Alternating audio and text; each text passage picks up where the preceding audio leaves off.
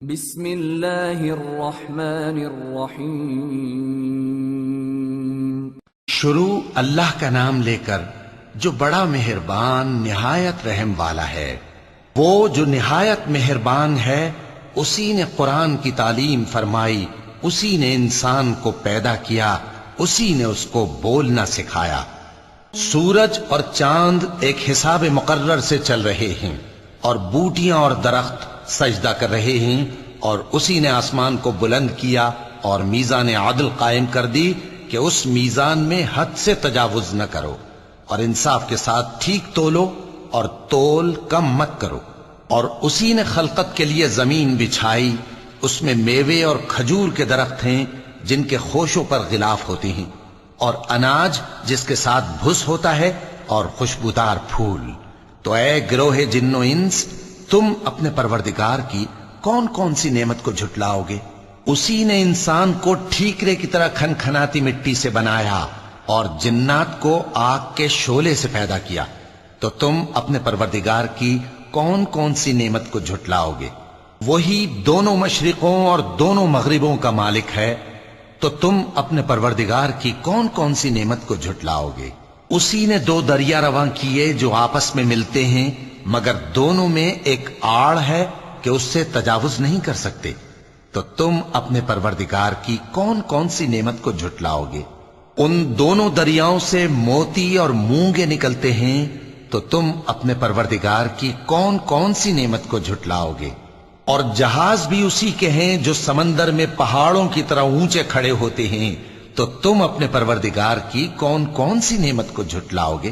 جو مخلوق زمین پر ہے سب کو فنا ہونا ہے، اور تمہارے پروردگار ہی کی ذات جو صاحب جلال و کرم ہے باقی رہے گی۔ تو تم اپنے پروردگار کی کون کون سی نعمت کو جھٹلاؤ گے؟ آسمان اور زمین میں جتنے لوگ ہیں سب اسی سے مانگتے ہیں، وہ ہر روز کسی نہ کسی کام میں ہوتا ہے۔ تو تم اپنے پروردگار کی کون کون سی نعمت کو جھٹلاؤ گے؟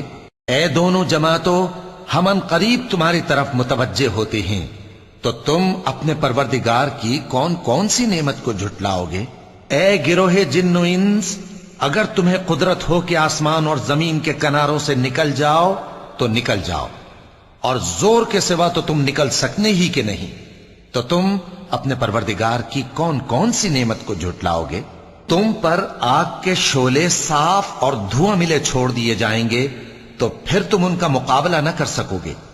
تو تم اپنے پروردگار کی کون کون سی نعمت کو جھٹلاؤ گے؟ پھر جب آسمان پھٹ کر تیل کی تلچھٹ کی طرح گلابی ہو جائے گا تو وہ کیسا ہولناک دن ہوگا۔ تو تم اپنے پروردگار کی کون کون سی نعمت کو جھٹلاؤ گے؟ تو اس روز نہ تو کسی انسان سے اس کے گناہوں کے بارے میں پرسش کی جائے گی اور نہ کسی جن سے۔ تو تم اپنے پروردگار کی کون کون سی نعمت کو جھٹلاؤ گے؟ گناہگار اپنے چہرے ہی سے پہچان لیے جائیں گے تو پیشانی کے بالوں اور پاؤں سے پکڑ لیے جائیں گے۔ تو تم اپنے پروردگار کی کون کون سی نعمت کو جھٹلاؤ گے؟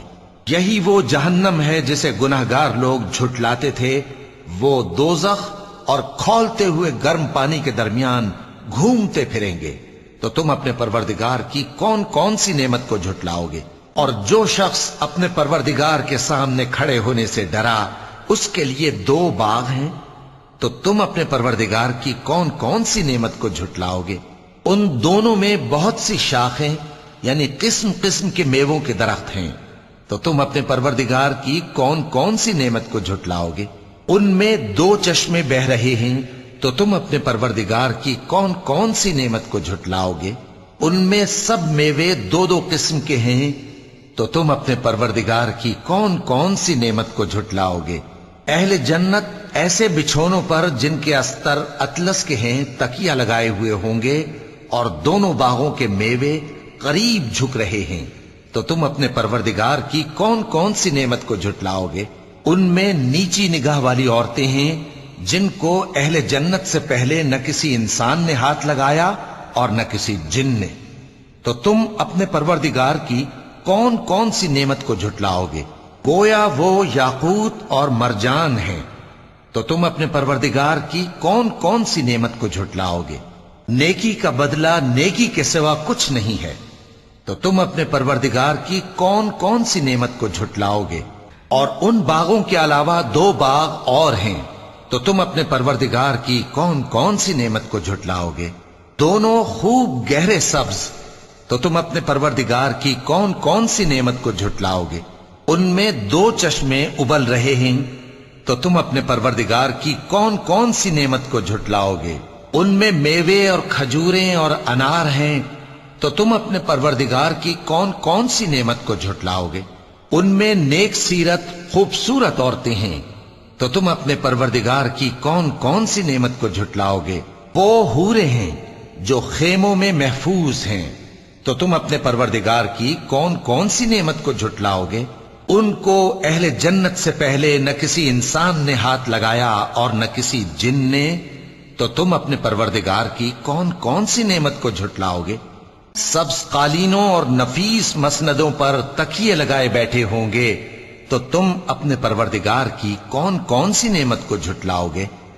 اے نبی صلی اللہ علیہ وآلہ وسلم، تمہارا پروردگار جو صاحب جلال و کرم ہے، اس کا نام بڑا بابرکت ہے۔ صدق اللہ العظیم۔